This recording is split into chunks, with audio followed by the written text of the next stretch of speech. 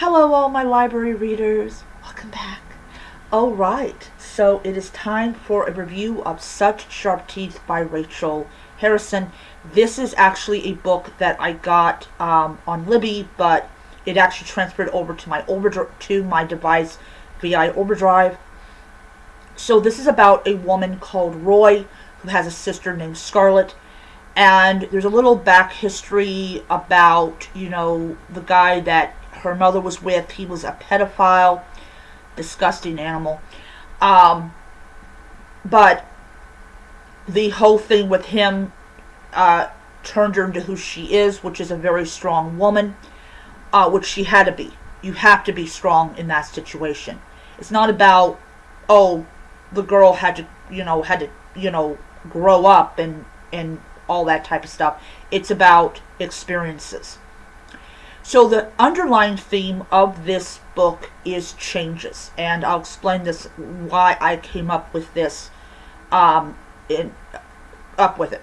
So first of all, you have three women. You have Roy, Scarlett, and the mother.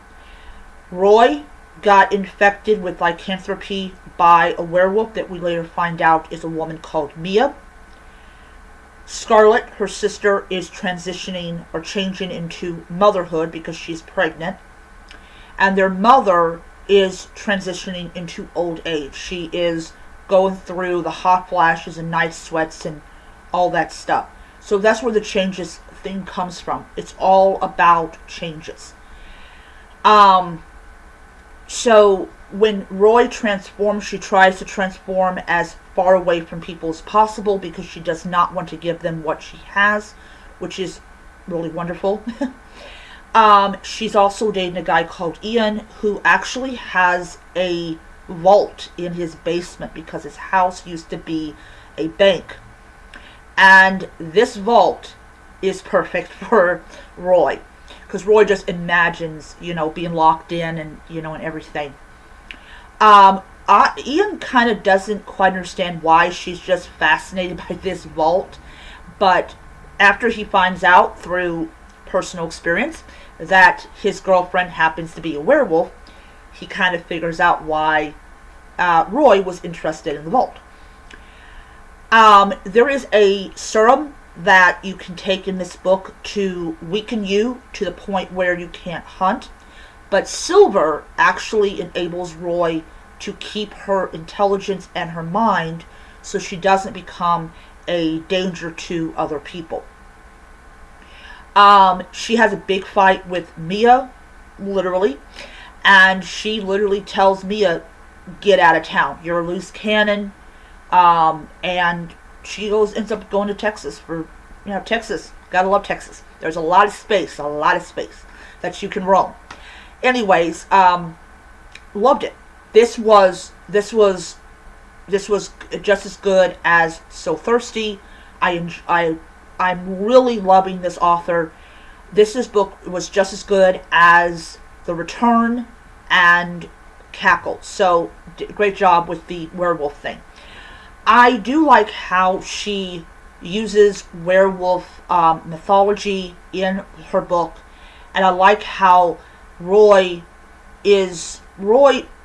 looks at, towards the end of it, I think that Roy looks at being a werewolf as the same way as, her sister being a mother and her mother being an old person. She comes to the conclusion that she cannot control fate. This is what fate handed to her.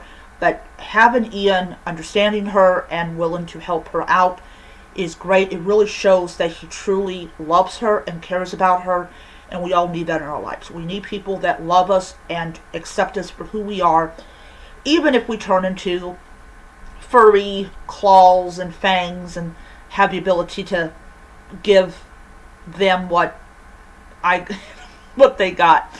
But it's I enjoyed it a lot. I did enjoy it a lot. So this is actually the only Rachel Harrison book that I had checked out from the library.